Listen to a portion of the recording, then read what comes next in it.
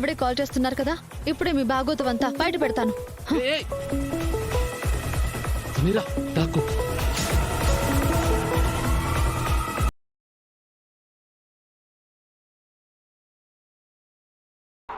అమ్మా శరణ్య, అత్తయ్య గారు, నేనే మీకు కాల్ చేయాలని అనుకుంటున్నాను. అలాగా? శుభవార్తలు సర్ప్రైజ్లు చెప్పే ముందు ఇలాగే తెలియకుండానే ఏదో ఒక ఎమోషన్ పనిచేస్తుందేమోనమ్మా.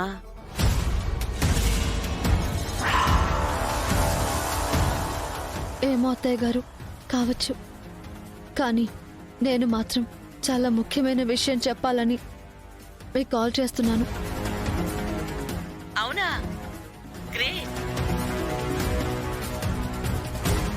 నేను నీతో ఒక మంచి శుభవార్త చెప్పడానికి కాల్ చేశాను. శరణ్య,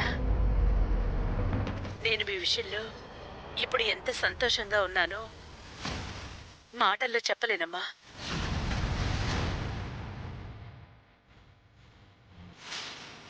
అత్తయ్య గారు, అవును శరణ్య, నేను చాలా హ్యాపీగా ఉన్నానమ్మా.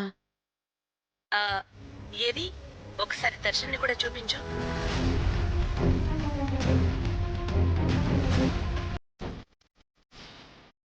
ఆ, ఆ, అమ్మా, నానా దర్శన్,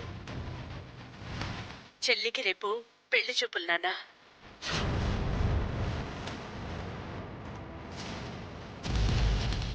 మొన్న లాస్ట్ టైం మీ విషయంలో జరిగిన మిస్కమ్యూనికేషన్ వల్ల క్యాన్సిల్ అయిన ఆ సరోజారావు గారి సంబంధమే ఇప్పుడు మళ్ళీ కుదిరింది. అవునా? గ్రేట్ అమ్మా. యాక్చువల్గా రేపు మీరు ఇక్కడ ఉండాలి, కానీ మీరు అక్కడున్నారు. మీ హ్యాపీ ట్రిప్ ని కూడా డిస్టర్బ్ చేసుకుని రమ్మన్లేను. సో మీరు ప్రశాంతంగా హనీమూన్ని ముగించుకుని రండి, సరేనా? ఓకే అమ్మా. శరణ్య, ఆ, ఆహా, అత్తయ్య గారు, ఏంటమ్మా సైలెంట్ గా ఉన్నావు? హ్యాపీగానే ఉన్నావు కదా? ఆహా, అత్తయ్య గారు. లేదు శరణ్య, నీలో ఏదో సంతోషం మిస్ అవుతుంది అనిపిస్తోంది నాకు.